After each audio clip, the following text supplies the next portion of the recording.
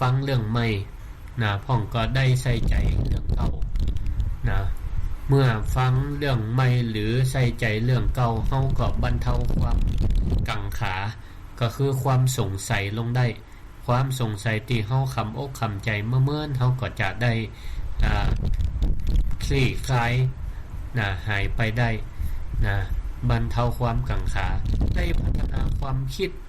เฮาก็จะได้คิดพิจารณาว่ามันเหตุจะใดถึงเป็นอย่างอีกอย่างนี้เฮาก็จะได้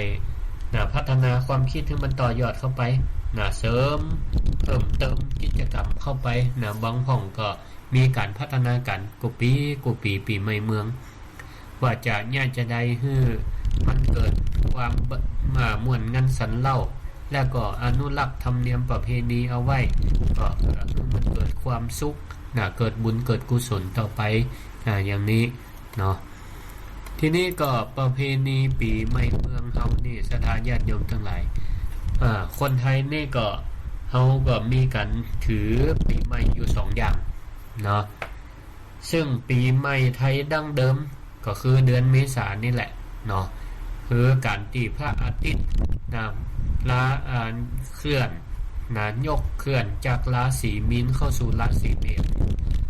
เพิ่นฮ้องว่าวันสังขารหล่องวันสงกรานต์เนี่ยสงกรานต์มันเป็นคำภาษาสันสกฤตเป็นคำภาษาสันสกฤตแปลว่าก้าวล่วงมันข้ามล่วงไปก็คือปีเก่าข้ามล่วงไปปีใหม่ก็ก้าวเข้ามาสู่สงกรานต์นี่มันจะได้เป็นสังขารมันก็เป็นกำเพี้ยนเพี้ยนอู้กันไปกรานเนี่ยกรานบ้านเฮาเนี่ยคนเมืองเฮานี่มักจะก็ไก่เป็นคอไข่เนาะเช่นสงกรานต์ก็เป็นสังขารสังขารมีอย่างแฮมที่เพี้ยนจากเฮาไปใจเสียงกะเฮาไปใจเสียงคะนี่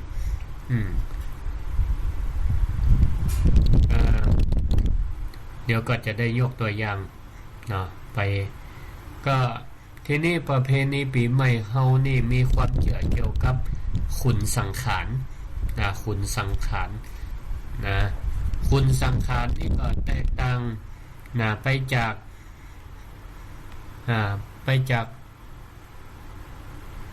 ความเชื่อของคนเจ้าไทยภาคกลางที่กล่าวถึงเท่ากบิลพรหมและธรรมปาลกุมารอันนี้ออกในธรรมเนาะออกในธรรมซึ่งก็อดีตคนล้านนาเฮาเนี่ยให้ความสำคัญกับขุนสังขารในลักษณะเป็นบุคลาธิฐานที่หมายถึงพระอาทิตย์เฮาเนี่ยตะวันเฮาเนี่ยในคัมภีร์สุริยะญาติได้พูดถึงการล่องของสังขารในแต่ละปีว่าจะมีคุณสังขารเป็นตัวเองและมีนางเทวดามารอรับคุณสังขารซึ่งก็เป็นการล่องของคุณสังขารมีการแห่เห็นแต่กันยิ่งใหญ่อลังการและมีคนเทวดานางเทวดาที่มารับก็มีบุคลิกที่แตกต่างกันไปตามวันที่สังขารหล่องของแต่ละปีบ่ว่าจะเป็นพาหนะของเทวดาที่เปิ้นนั่งมารับขุนสังขารเครื่องทรงเครื่องนุ่งว่ามือข้างหนึ่งถืออันยังมาแบบอิริยาบถแบบไหนแบบนั่งแบบนอนมันก็มีผลต่อการทำนายตายตักที่มันออกในธรรมทำนายตายตักได้ว่าปีเหตุการณ์ปีนี้จะเกิดอะไรอย่างขึ้นจะเกิดภัยพิบัติอะไรอย่างพ่องของอันใดจะถูกจะแปลงน้ำฝนจะตกหนักตกน้อยพืชพันธุ์ธัญญาหารจะงอกงามดีก็ว่าแห้งแล้งนี่มันบอกได้หมดอันนี้ก็เป็นความเชื่อของเฮาเจ้าล้านนามาแต่เก่าก่อนมาแต่เก่าก่อนว่าสังขารหล่อง ซึ่งก็มันเคลื่อนไปตั้งแต่ปี55เป็นต้นมานะก็จะล่องในวันที่14เมษายนนี่อันนี้ก็เป็นการเคลื่อนนะแต่ความสำคัญของประเพณีปีใหม่เมืองเนี่ยมันก็เป็นการจุดเริ่มต้นของศักราชใหม่เนาะศักราชใหม่นะซึ่งคนไทยนี่ก็ล้านนาเฮานี่นับถือศักราชอยู่2อย่างจุลศักราชกับพุทธศักราชนะแต่เดิมนี่นับถือแบบจุลศักราชเนาะ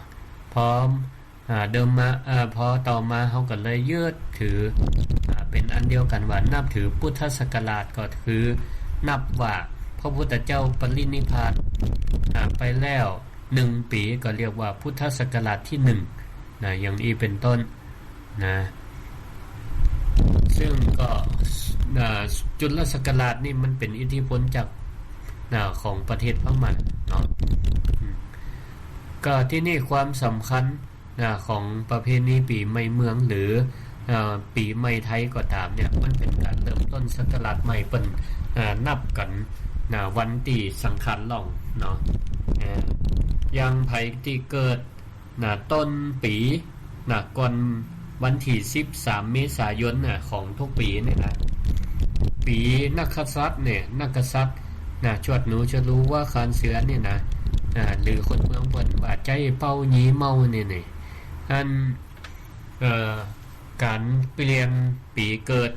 นะไผเกิดปีพศเดียวกันนี่นะเกิดพศเดียวกันแต่เกิดเดือนบ่เหมือนกันนี่นะไผเกิดมกรากุมภามีนาเมษานี่ก็ต้องก่อนวันที่13นะมันก็จะเป็นปี1ปียังเช่นปีนี้เป็นปีมะเส็งเนาะสถาญาติโยมทั้งหลายไผที่เกิดก่อนวันที่13เมษาของปี68เนี่ยปีเกิดมันยังเป็นปีมะโรงอยู่นะปีมะเส็งนี่กำลังเปลี่ยนตะวาวันซืนนี่บ่ได้นี่นะเปลี่ยนตะวาวันซืนนี่อย่างเช่นอาตมาเนี่ยก็เกิดเดือนมกราคมเนี่ยไปพอสุจิบัตรของตัวเก่าเจ้าหมู่เปิ้นพศ2521นี่เปิ้นเจ้าหมู่เปิ้นปีเกิดเป็นปีมะเส็งหมดสมมาถ้าเป็นปีมะเมีย21นะเป็นปีมะเมียกันหมดแต่ว่าของตัวเก่าเกิดเดือนมกราหมอใส่ว่าเป็นปีเกิดปีมะเส็งนั่นก็แสดงว่าสมัยนั้นนี่หมอขนาดหมอเองนะหมอเปิ้นกันยังดูตามปฏิทินแบบล้านนาแบบไทยเฮาอยู่ว่าปีนักกษัตริย์เนี่ยปีเกิดเนี่ยมันจะบ่เคลื่อนเด้อแม้ว่ามันจะเป็นเดือนมกราคมกุมภาพันธ์มีนาก็ยังเป็นปีมะเส็งอยู่บ่เคลื่อนเด้อจะเคลื่อนต่อเมื่อโปนวันสังขารล่องเป็นต้นไปพุ่นน่ะนี่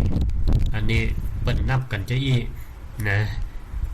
เปิ้นนับกันจะอีก็เป็นการเริ่มต้นศักราชใหม่เนาะในวันสังขารล่องอันที่2ความสำคัญของประเพณีปีใหม่เมืองก็คือเป็นการทบทวนตัวเก่าว่าเฮาได้ทำมาหยังมาของในช่วงระยะเวลา1ปีของก็ขี้ข้านทบทวนนะเพราะว่าทำมาหยังมานักจำเป้าบ่หมดบ่เสี่ยงดีของบ่ดีของก็ปะปนกันไปแต่ที่นี่ถ้าเฮามาสามารถวิเคราะห์คัดแยกได้ว่าอันอย่างที่เป็นข้อบกพร่องนะกันเนาะอันอย่างที่มันเป็นข้อบกพร่องที่เฮาทำมันแล้วรู้สึกว่ามันบ่เป็นผลดีต่อตัวเก่าบ่เป็นผลดีต่อคนรอบข้างบ่เป็นผลดีต่อคนรอบข้างที่ผ่านมาเฮาเป็นคนขี้โคตรขี้มิงกะอันเนี้ยยังก็บ่ถูกอกถูกใจตัวเก่ากะเห็นแต่ที่นี่มันก็กระทบต่อคนรอบข้างบางทีเฮาก็ขี้โคตรขี้มิงมันก็เลยเถิดปาโลผ่านไปหาสามีภรรยาพ่อแม่ลูกหลานตันเต้าเปื้อนสนิทมิตรสหายอยู่ใกล้ก็โดนหางเหล็กไปตัวอันนี้เฮามาทบทวนแล้วว่ามันก็บ่ค่อยดีต่อใดและแหมอย่างเปลี่ยนปีใหม่อายุก็เพิ่มไปบวกแหม1ปีเฮาก็ต้องเป็นคนใหญ่ขึ้นก็ต้องมีสติในการคุมอารมณ์คุมใจ ของตัวเก่านะได้ผ่องละก็ต้องเปลี่ยนแปลงนะเปลี่ยนแปลงในทางที่มันดีขึ้นนะวางแผนเริ่มต้นชีวิตใหม่บ่ตั้งอยู่ในความประมาทยอมรับตามความเป็นจริงนะความลอยล่าของสังขารร่างกายก็พิจารณาไปเนาะจะมันหนุ่มมันแน่นกูปีมันก็คงเป็นไปมันได้เฮาก็ต้องยอมรับความเป็นจริงว่าสังขารมันลอยล่าเปลี่ยนแปลงไปได้นะก็บ่ได้หมายความว่าปล่อยเนื้อปล่อยตัวนะปล่อยเนื้อปล่อยตัวมันจะเป็นจะได้ก็ปล่อยมันก็บ่ใจเฮาก็ใจสังขารร่างกายนี่อันใดมันทนุถนอมรักษามันไว้พร้อมก็ได้นะเมื่อมันเจ็บไข้ได้ป่วยเมื่อมันชำรุดทรุดโทรมนะจนเกินไปเฮาก็ทนุถนอมเอาไว้อันเนี้ยก็เป็นการทบทวนสิ่งที่มันผ่านมาเฮาก็ได้โอกาสฮู้หลักธรรมนะว่าวันคืนมันเปลี่ยนแปลงไปนะก็เฮาได้หันกฎของไตรลักษณ์นะความเป็นจริงลักษณะทั่วไปก็คืออนิจจังนะได้หันความเปลี่ยนแปลงทุกครั้งก็ได้หันความทุกข์ที่มันเกิดขึ้นนะอนัตตาเฮาบ่สามารถจะไปบังคับเมื่อมันหมุนเวียนเปลี่ยนไปได้นะอย่างเนี้ยเนาะต่อไปก็คือเฮาได้มีโอกาสชำระจิตใจของเฮานะเมื่อเข้าสู่วันใหม่นะวันแรกที่เฮาว่าวันสังขารหล่องชำระจิตใจจะได้เปิ้นก็โดยเป็นกุศโลบายนะบอกลูกบอกหลานนะลูกเต้าโดยเอาสังขารหล่องเนี่ยคุณสังขารปูสังขารหญ้าสังขารก็ตามแต่เนี่ยนะที่แต่ละท้องถิ่นประจห้องนะห้องก็ห้องขุนสังขารห้องก็ห้องว่าปูสังขารหญ้าสังขารนะคนบ่เก่าเพิ่นก็พยายามแสดงนะคุณสังขารปูสังขารเนี่ยให้มีตัวตนนะแสดงเป็นบุคลาธิฐานเพื่อเป็นกุศโลบายนะจักจูงนะให้ลูกหลานตันเต้าเนี่ยได้มีความตื่นตัวนะนะเลยบอกว่าโอ้ลูกเจ้าเน้อวันสังขารหล่องนะเฮามารับนะมาพอปูสังขารหญ้าสังขารมาพอคุณสังขารมันจะล่องไปแล้วเนอะนะข้ามหลังคาบ้านเฮาไปเข้าใจลูกตื่นเจ้าลูกมาพอลูกมาพอลูกมาไหลนะคุณสังขารหญ้าสังขารมันจะข้ามบ้านข้ามจองมาเก็บเอาสิ่งที่มันเป็นปฏิกูลนะความบ่สะอาดทั้งหลายนะเคราะห์ภัยเคราะห์เกณฑ์เวรภัยหรือว่าสนิทจันไรภัยพิบัติเพิ่นจะมาเก็บเอาไปป้ากับลูกเจ้านี่ก็ละอ่อนนี่ก็อยากฮู้อยากหันเนาะสมัยตะก่อนอาตมาก็เหมือนกันเป็นละอ่อนก็ไข่หันเหมือนกันนะคุณสังขารหน้าตาเป็นจะได้ก็พยายามลูกเจ้านะเปิ้นจะมาไล่กันก็โดยการจินะสโปกนะจิสโปกบอกไม้ไผ่ที่เปิ้นเจาะหูเอาแก๊สเอาน้ำเข้าใส่นะแก๊สกับน้ำนี่มันก็เมื่อมาโดนกันนะแก๊สเป็นก้อนกับน้ำมันก็จะเกิดความร้อนนะเกิดเป็นแก๊สเอาไฟเข้าจิก็เสียงจะดังนี่เปิ้นเอาไว้ไล่นะคุณสังขารก็ป้าละอ่อนจูกันลูกเจ้าก็พ่องก็โอ้ละอ่อนบางคนก็ลวกฟ้องถามนะไหนปูสังขารเนี่ยสังขารคุณสังขารมีตั้งใดไปตันอย่างเปิ้นหล่องไปล่าตัวลูกจ้าในเมื่อลูกมาแล้วก็ง่ายใดเกาะปลาเพี้ยวบ้านเพี้ยวจองนะสักตีนนอนหมอนมุงอาบน้ำอาบท่าสะเกาดำหัวหนุ่งผ้าใหม่เสื้อใหม่เริ่มต้นชีวิตใหม่เนี่ยเป็นการชำระร่างกายร่างกายและก็จิตใจเฮาตัวชำระจิตใจเป็นกุศโลบายเป็นแฝงไปด้วยธรรมะชำระจิตใจก็หมายถึงว่าชำระอารมณ์ของเขาที่มันขุ่นมัวมีความโลภความโกรธความหลงในปีเก่าเฮาก็บ่เอามาด้วยชำระให้มันหมดจดสดใสเริ่มต้นชีวิตใหม่เริ่มต้นชีวิตใหม่ด้วยความดีความงามอย่างนี้ก็เป็นความสำคัญในการที่วันปีใหม่เมือง นะและแห่งข้อหนึ่งก็คือเป็นการระลึกถึงผู้มีพระคุณนะหมายความว่าจะได้ปีใหม่เมืองเนี่ยก็เป็นกุศโลบายตีเป็นการสร้างความสัมพันธ์อันนี้ระหว่างผู้เฒ่าผู้แก่ที่อยู่บ้านอยู่จองนะและก็คนรุ่นใหม่นะลูกหลานตันเต้าที่ออกจากบ้านจากจองนะต่างไปทำงานต่างถิ่นต่างแดนนะเพราะว่าจะเป็นราชการเอกชนก็ตามนะก็หันความสำคัญของวันปีใหม่นะปีใหม่ไทยปีใหม่เมืองเปิ้นก็จะหยุดการหยุดงานปิดร้านก็เหมือนกับคนจีนที่เปิ้นเฉลิมฉลองตรุษจีนของเปิ้นในช่วงเดือนกุมภาพันธ์เปิ้นก่อนเฮาเนาะเปิ้นก็หยุดเหมือนกันปิดร้านปิดร้านเปิ้นก็เฉลิมฉลองเทศกาลจุดตรุษจีนก็เป็นวันครอบครัวของเปิ้นเฮานี่ก็เป็นผลพลอยได้นะคนไทยนี่ได้ตึงขึ้นตึงหล่องเทศกาลปีใหม่สากลส่งท้ายปีเก่า31ธันวาต้อนรับปีใหม่1มกราคมเปิ้นรัฐบาลราชการขยายปิดส่งท้ายปีเก่าต้อนรับปีใหม่4-5 วันไปแล้วรอบละช่วงตรุษจีนห้องก็ไปทำการทำงานให้คนเชื้อสายจีนเปิ้นในห้างนายจ้างก็ฉลองตรุษจีนเปิ้นหยุดเฮาก็ได้หยุดก็เปิ้นก็บ่ว่าจะปีใหม่ไหนๆเฮาคนไทยก็ได้ประโยชน์ได้ประโยชน์ไปมาพอปีใหม่สงกรานต์ปีใหม่ไทยปีใหม่เมืองก็หยุดแฮมแต่อันนี้นี่สำหรับหมู่เฮาโดยตรงแต่เฮาเนี่ยได้รำลึกนึกถึงพ่อแม่ปู่ย่าตาทวดเนาะผู้มีพระคุณที่อยู่ตั้งบ้านตั้งจองรอเฮาเนี่ยจะได้มาแอวหาปีในมาครั้งได้มาตั้งรักมาเอากำลังใจมาเอากำลังใจมาชาติพลัง ก็เหมือนกับโทรศัพท์มือถือเฮานี่กะเอาไปใจการใจงานวันค่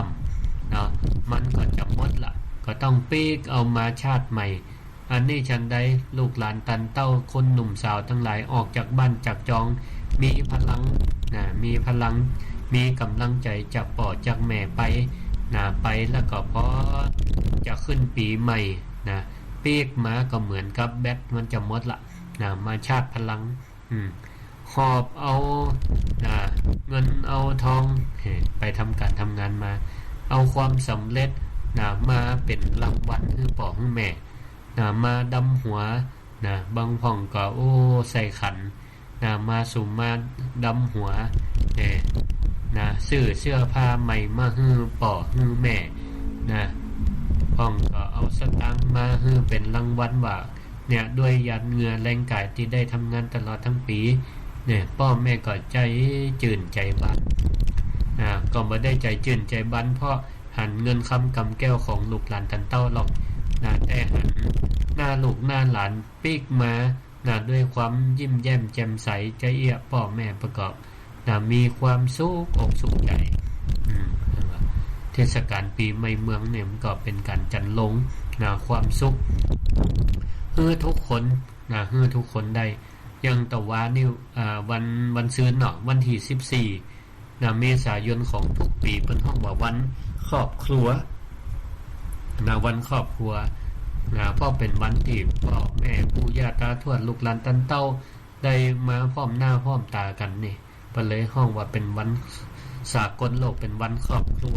ทุกคนได้อยู่พร้อมเพียงเลี้ยงหน้ากันในเมื่อได้มาพบมาป้ากันก็ได้มาสุมาการละวะสะเก้าดำหัวขอขมาลาโทษต่อกันที่ตลอดปีได้ล่วงล้ำก้ำเกินกันตั้งกายว่าจาใจต่อกันบางแต่เฮาก็คำอกคำใจได้จ่าแข็งหยาบให้ใส่กันหรือว่าแสดงออกมาด้วยกิริยาท่าทางบดีต่อกันก็บางแต่ก็คำใจรู้สึกผิดแต่บ่ฮู้ว่าจะมีโอกาสได้มา ปมมาปะมาขอโทษขอโพยกันตอนใดเนี่ยก็ถือโอกาสตอนนี้เนาะได้มาแสดงออกซึ่งกายวาจาใจมาขอเข้ามาลาโทษต่อกันซึ่งกันและกันอย่างเนี้ยก็ถือโอกาสมาในวันปีใหม่ปีใหม่กันอย่างนี้เนาะส่วนวันสังขารล่องนี่มันจะเป็นล่องวันใดก็ตามแต่นะอันนี้ก็จะเกี่ยวกับคำว่าสังขารล่องนะสังขารก็เป็นคำเดียวกับว่าสงกรานต์นั่นแหละวันสงกรานต์คนเมืองบ้านเฮาว่าสังขารสังขารก็แปลว่ามันล่วงก้าวล่วงไปแล้วนะก็เหมือนกับเพลงว่าปีเก่าก็ล่วงไปแล้วปีใหม่แก้วก็มาหลอดมาเติงเห็นก็คือคนเมืองบนห้องว่าสังขารคนภาคกลางห้องว่าวันมหาสงกรานต์ก็คือวันสิ้นสุดของปีเก่ามาเจว่าปีใหม่แต่นะวันสงกรานต์เนี่ยนะป้องเข้าใจว่าโอ้วันสงกรานต์คือวันปีใหม่มันใจเด้อเป็นวันสิ้นสุดของปีเก่าคนเมืองเฮานี่ก็วันสังขารล่องก็อย่างที่ว่าจะลูกกันแต่เจ้าจุดประทัดจุดสะโพกยิงปืนขับไล่เสนียดจันไรให้มันไหลล่องไปบางทีเป็นการจุดจะเนี่ยมันเป็นการถ้าเฮาจะมองถึงความเป็นจริงก็คือว่าการจุดสะโพกจุดบัดทบยิงปืนไล่แต่เจ้ามืดแต่เจ้ามืดเนี่ยมันบางทีก็เนี่ยคือคนที่กำลังรับกำลังนอนก็สะดุ้งตื่นเนาะพอสะดุ้งตื่นแล้วจะไปรับต่อก็คงบ่ใจละพอได้ยินเสียงจุดกระทบกันอย่างนั้นก็จำเป็นต้องลุกเนาะลุกขึ้นมาแล้วก็ปากันเที่ยวบันเที่ยวจ่องชำระสาสาง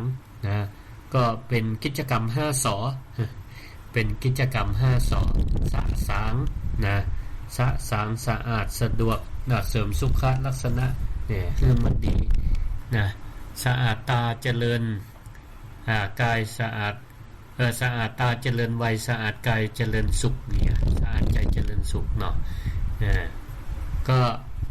ถือโอกาสในวันสังขารหลอกเนี่ยทำความสะอาดบ้านจ่องห้องหอที่นอนหมอนมุ้งคือมันสะอาดก็ถือโอกาสทำกันในวันนี้บางทีเพิ่นก็มีการแห่พระเจ้าภาคกูบ้านกูเมืองของจังหวัดนั้นๆออกมาให้ศรัทธาญาติโยมพุทธศาสนิกชนได้สละสลงอย่างจังหวัดลำปางเนี่ยเพิ่นก็มีการอัญเชิญพระเจ้าแก้วมรกตพระเจ้าแก้วมรกตที่ประดิษฐานณวัดพระธาตุลำปางหลวง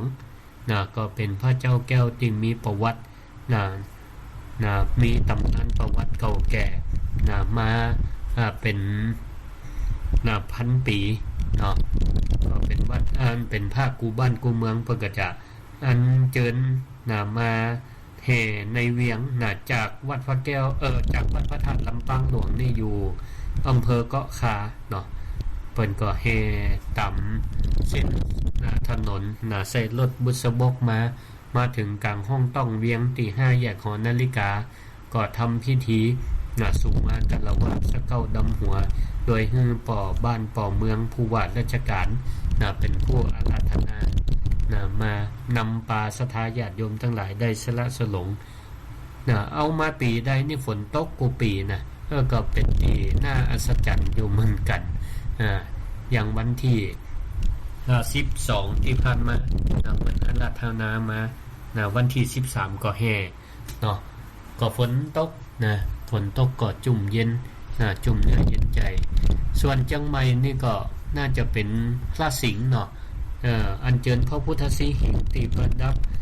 ประดิษฐานอยู่วิหารไรคำวัดพระสิงห์วรมหาวิหารก็เป็นพระประจำกูบ้านกูเมืองปาขึ้นรถบุษบกแห่ไปตามในเวียงแล้วก็มีรถขบวน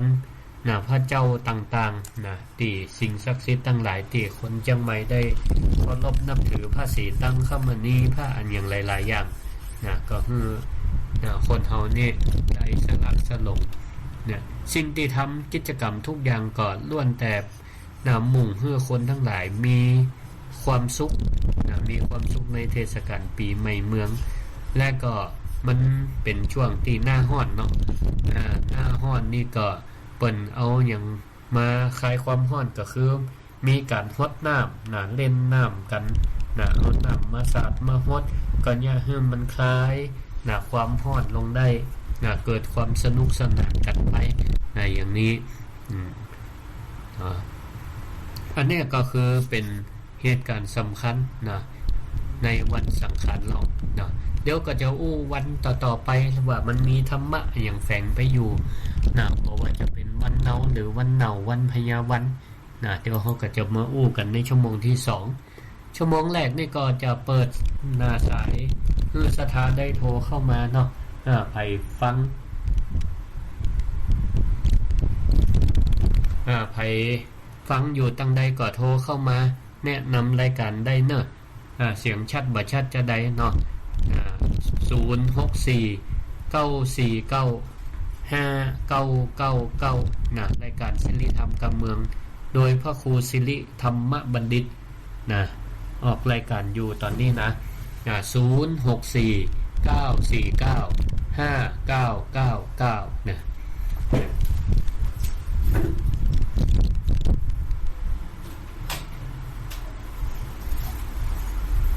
ไผ่ฟังอยู่ที่ไหนตั้งใดก็โทรเข้ามาได้ก็ว่าอิดออนกันหมดละโมโหนะวันนี้วันพญาวันพ่องก็ไปวัดไปวาฮดน้ำดำหัวสงน้ำผ้ากันหรือว่าใครยังบ่อิดฟังรายการศิริธรรมกับเมืองผ่านคลื่นสถานีวิทยุคลื่นสีขาวเพื่อชาวประชาอยู่และคลื่นเครือข่ายสถานีติเปิลลิงต่างๆก็โทรเข้ามาได้และก็แหมคลื่นก็คลื่นวัดไฟหินเนาะซึ่งก็ท่านอาจารย์พระครูสมุวิศวัตวรกิจโจผู้อำนวยการสถานีสนับสนุนเจริญพรไหว้ขาเจ้าแม่สมบูรณ์เจริญพรฟังอยู่เนาะเจ้าฟังสัตว์เทียนนี้อยู่ขึ้นได้ในเจ้าฟังขึ้นขึ้นดารุณีลำปางเนาะสาธุสาธุขอบคุณหลายๆเนอะที่ติดตามเจริญพรอยู่ดีมีสุขอายุมันคนยืนเจริญพรเจ้าไว้สาเจ้าแม่หยังก็แม่อำพรกันทำมีบ้านตังกาเวียงป่าเป้าเจ้าเวียงป่าเป้าเนาะฟังขึ้นอย่างแม่ขึ้นของมันดารุณีเจ้าขึ้นดารุณีสาธุชัดเจนเนาะเจ้าชัดเจนจะดีดีละสาธุสาธุขอบคุณติดตามรับฟังด้วยกันเนอะนุโมทนาอยู่ดีมีสุขสวัสดีปีใหม่เจริญพรเจริญพรเบาวิทยุกันเนอะฮัลโหลไว้สาเจ้าค่ะพระครูเจ้าแม่หยังก็แต่โอ้ยวังมนวังเหนือวังเหนือเนาะอันนี้ก็ขึ้นอะไรหยังที่แม่ฟังเจ้า14แม่ขจารเจ้าแม่ขจารเรดิโอชัดเจนดีเนาะเจ้าชัดเจนดีเจ้าสาธุสาธุฝนตกก่อตังปุ่นวันนี้ตกเจ้ามืดบ่ได้เราไปวัดกันมาได้แต่ว่าละกะเจ้าไปวัดแต่ว่าวันนี้ไปอันสักกะฮะส่งข้อบ้านเนาะเจ้าส่งข้อบ้านแต่ว่าไปวัดสาธุสาธุเหมือนกันเจ้าเหมือนกันหมดเหมือนกันหมดเจริญขอบคุณหลายเนิดขอบคุณหลายๆเจริญพรเจริญพรก็ถ้าตังลำปางนี่ก็จะไปวัดกันแต่ว่าละเนาะเจริญพรฮัลโหลเบาวิทยุกันเนอะฮัลโหลเบาวิทยุก่อนเจริญพรฮัลโหลเบาวิทยุกันเนอะเจริญพร มาสการเจ้าข้าเจ้าเมืองแต่นะ โอ้เมืองแปะ เจ้าชอบเจ้าบ้านเมืองแต่นี่เอา13เป็นอันจะหาร้องก็เหมือนกันนะถ้าครูบามาเจ้า เหมือนลำปางเนาะเจ้าวันนี้เจ้าฟังนะได้ยินชัดแต่มันเป็นเสียงโคกข้าวมันแต่มันไก่กันเนาะกะเจ้าฟังของสถานีบ้านตรงพ่ออย่างก็8ก็75อย่างเนาะอำเภออย่างแม่อำเภอเมืองกะอำเภอเมืองเจ้าชื่อแม่อย่างก็นี่แม่ยุพินเจ้าน่ะฟังถูกหลวงพ่อนี่ฟังกูตนกูองค์เนาะสาธุขอบคุณเนอะอยู่ดีมีสุขอายุมั่นขวัญยืนเจริญพรเจ้าอันสาธุเจ้าเจริญพรเจริญพรแม่ศรีวันเจริญพรสวัสดีครับเจ้าอาจารย์เจริญพรเนอะอาจารย์สบายดีครับเจ้าสบายดีฟังขึ้นอย่างแม่ดันรุ่นนี้กะดันรุ่นนี้เจ้าชัดเจนดีเนาะสาธุขอบคุณติดตามเนอะเหมือนกันเด้อสุขภาพแข็งแรงอายุมั่นขวัญยืนเจริญพรเจริญพรฮัลโหลแม่ศรีเนาะเจริญพรมาติดตามท่านอยู่ขอบคุณนะสวัสดีปีใหม่ด้วยสวัสดีปีใหม่ขอให้สุขภาพแข็งแรงอายุมั่นขวัญยืนเนาะเจ้าอาจารย์ก็เหมือนกันสุขภาพแข็งแรงเจ้าสาธุขอบคุณนะเจริญพรนี่ฟังขึ้นของดารุณีขึ้นดารุณีเนาะชัดเจนดีขอบคุณนักๆนะสาธุเจริญพรไว้สาเจ้าแม่อย่างก็แม่นิดเวียงป่าเป้าจ้าแม่นิดเวียงป่าเป้าฟังขึ้นแม่ขจารย์กับดารุณีเนาะสาธุชัดเจนดีจ้าวันนี้ยังหายตั้งเวียงป่าเป้าผมก็เอาวันที่13 15วันพญาวันก็เนาะดีละเรียบร้อยวันนี้ส่งเคราะห์บ้านก็วันปักปีวันนี้ส่งเคราะห์บ้านแล้วกินข้าวแล้งก็ยังแกงปีก็ว่าแกงมะนุนแกงมะนุนเนาะว่าอันใดก็อันนึงแหละว่าแกงปีกับแกงมะนุนน่ะเนาะวันนี้ก็อันไปเปิดตู้กับเขาก็มี2อย่างน่ะแกงปีกับแกงมะนุนเนี่ยเนาะสาธุอยู่ดีมีสุขเจริญพรขอบคุณเนอะแม่เจริญพรเจริญพรเจ้าวันสาเจ้าแม่อย่างก็แม่นางเวียงป่าเป้าดีเลยเจ้าคนเวียงป่าเป้าฟังรายการจำนักแล้วนี่เนาะขึ้นได้ดารุนี้กะเจ้าสาธุท่านสบายดีนะจ๊ะเจ้าสบายดีแข็งแรงดีแล้วแม่วันนั้นที่ว่าไปเนี่ยก็จะมาออกรายการแนมนะสักคำไม่ได้ออกสักคำน่ากะร่างกายบ่ค่อยดีช่วงก่อนเดี๋ยวดีละนะ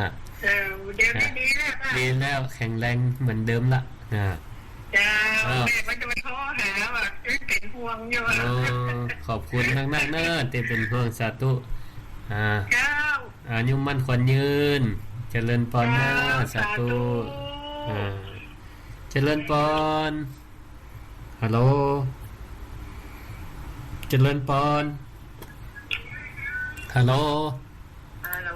เจ้าแม่อย่างก็แม่โบน้ำจักรอฟังตั้งได้แม่เจ้าขังอยู่เจ้าที่ไหนก็ฟังที่ไหนก็บ้านจักรอแม่โบน้ำจักรอหรือบ้านจักรอตำบลหินเจ้าอำเภอจังหวัดพะเยาเจ้าพะเยาเนาะพะเยาโหไปไกลฟังขึ้นเนี่ยแม่ทั้งทุกวันในเจ้ามันบัดตันเขาบัดตันเวลาวันนี้ตันแล้วเนาะโจกดีแล้วนี่วันนี้ยังตั้งให้ร่างตัวได้เหมือนกันเลยโถมันห้าก็ได้อย่างนี้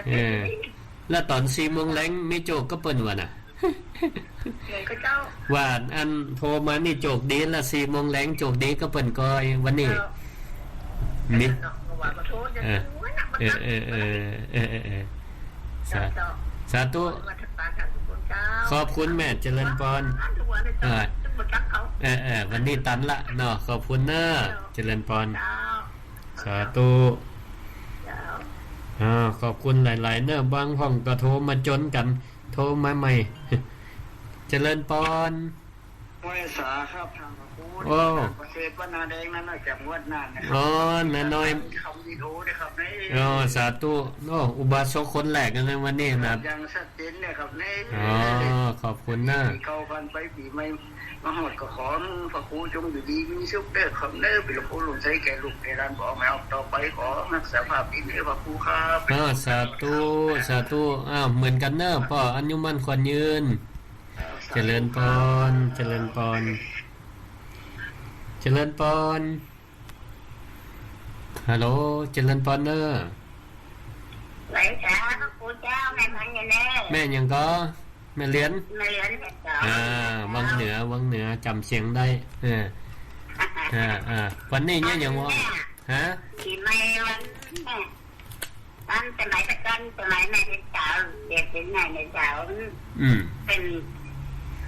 เด็กในคนนั้นหนาววันเดียวน่ะไม่หนาววันเดียวน่ะแม่เนาะจะสารหลงวัน13แล้ว14เป็นมันหนาว15เป็นวันน่ะแม่น่ะมันก็ที่ไหนเพิ่นก็หนาววันเดียว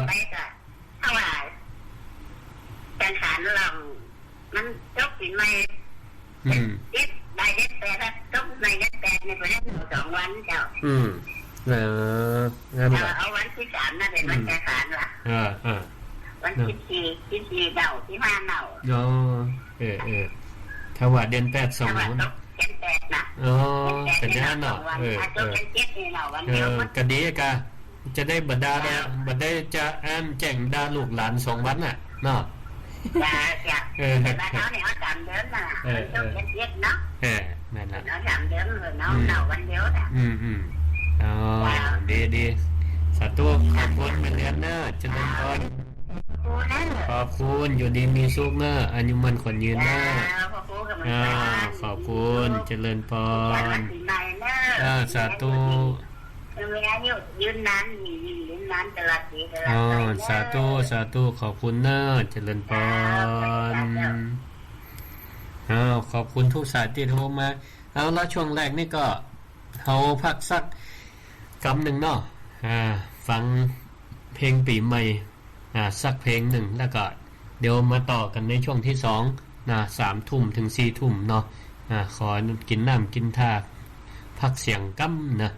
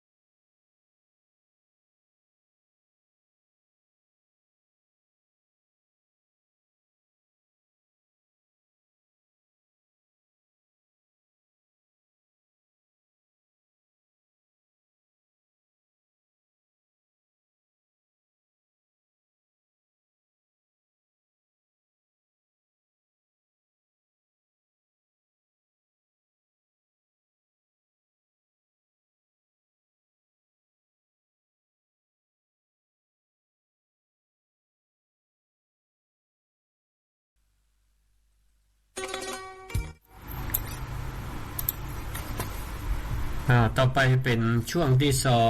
2ของรายการศิริธรรมกำเมืองโดยพระครูศิริธรรมบัณฑิตอาจารย์ประจำวิทยาลัยสงฆ์นครลำปางเป็นมหาวิทยาลัยที่เปิดการเรียนการสอนสำหรับพระสงฆ์องค์เน้นและบุคคลทั่วไปที่จบม.6 หรือเทียบเท่าใครเรียนต่อเป็นปริญญาตรีหรือใครจบปริญญาตรีต่อปริญญาโทก็ได้